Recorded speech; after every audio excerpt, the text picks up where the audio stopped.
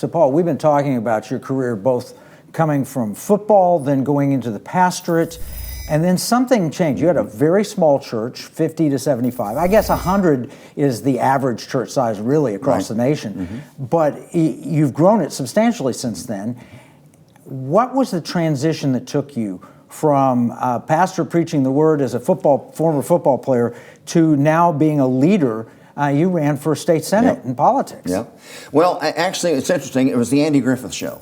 And I was in my home office on a Sunday afternoon going over my notes for the Sunday evening service. Happened to have the football game on, as of course I would have on during football season.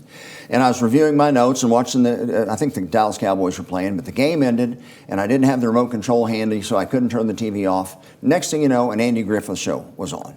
And I was caught up in this. And in about 25 minutes, the story went, it was all about church and revolved around the church. And the final scene in the video, or in this particular episode, was panning across the crowd in this little congregational church at Mayberry with Aunt Bee up in her new choir robe, and they're all singing beautiful hymns unto the Lord.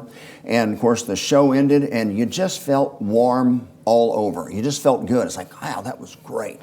And then it just dawned on me. This was like 2004, 2005. And I was, roughly 40 years old. I was a young dad. I had two children that were like, 3 and 5 at the time. And I thought, in my lifetime, we've gone from Andy Griffith to this dribble that we have on now.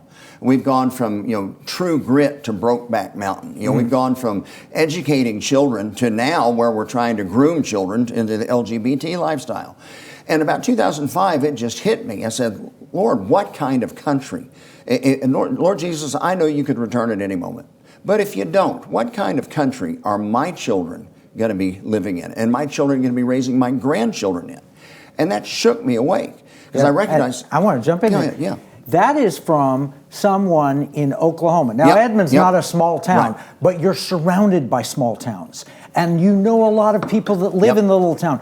In the Mayberry, North Carolina, this isn't someone that came from New York to see this. This is someone that knows small town America. So if you're in New York, you think, well, it's always been this way, but in rural America, it's not. No, it's creeping in even to the small towns. Absolutely. And the sad thing is, even in a state like Oklahoma, in order to run for office, you have to be a Republican, because we're overwhelmingly Republican in the state of Oklahoma.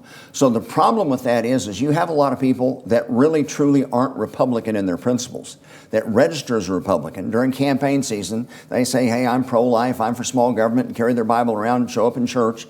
But then once they get elected, you find out that they really aren't what they profess to be. We have a lot of moderates, and that's why it's such a battle that even in a state like Oklahoma, trying to get good legislation like the transactional currency through a state like Oklahoma, because there's so many moderates that are in there. Yeah, they're not even. I mean, that's why I think Donald Trump upset so many people. No doubt. Because he said, this is who I am. He didn't apologize for it, and he went in and did what he believed was right. Right.